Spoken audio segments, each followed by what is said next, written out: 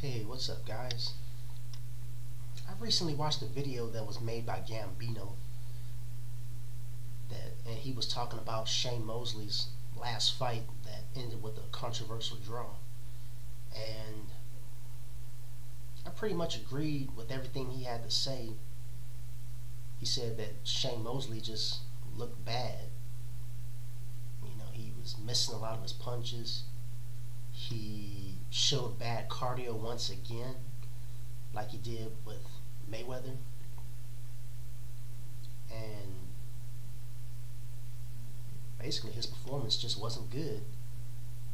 And I think it's just another example of his age catching up to him, and I think that Shane Mosley should retire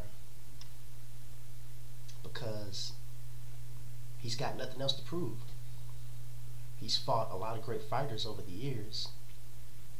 He fought Miguel Cotto, he fought De La Hoya, he fought Winky Wright, Vernon Forrest. And now that he's 38 or 39 years old, I just don't really see what else he should do. Because, now I did make a video a few months ago talking about how I thought that Shane Mosley could beat Andre Berto, but I think I might have to change my mind on that one, because if Shane Mosley performs the same way in the Berto fight like he did in his last fight, I think Andre Berto would beat him, because Andre Berto is a young, strong fighter that's pretty fast. And if Shane Mosley goes into that fight the same way he did against Mayweather and against the guy he fought in his last fight, I think his name was Sergio Mora, then it would be an easy fight for Andre Berto. So, like I said, I don't think Shane Mosley should fight anymore. I don't want to see him make the same mistake Roy Jones did, because Roy Jones stayed in a little bit too long, and I thought he should have retired after he beat John Ruiz.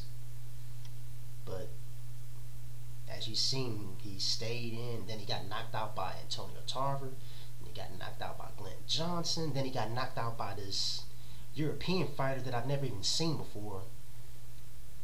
Then he lost to Bernard Hopkins. I don't want to see Shane Mosley start just losing a whole bunch of fights the same way Roy Jones did. So Shane Mosley, he's had a good career. One of my all-time favorite fights was when he fought Oscar De La Hoya the first time. In the first fight, that was a really good fight. When Shane Mosley was in his prime, I believe he would be a good challenge for any of the best welterweights of today. He would give Mayweather a much tougher fight if he was in his prime. I still think Mayweather probably would have beat Shane Mosley if Shane Mosley was in his prime, but it would have been a more competitive fight. But unfortunately, we saw Mayweather fight an over-the-hill Shane Mosley. So, it is what it is. But tell me what you guys think. Do you guys think that Shane Mosley should retire? Or do you think he still has one or two good fights left in him? Leave your comments below, and that's all I got to say about that.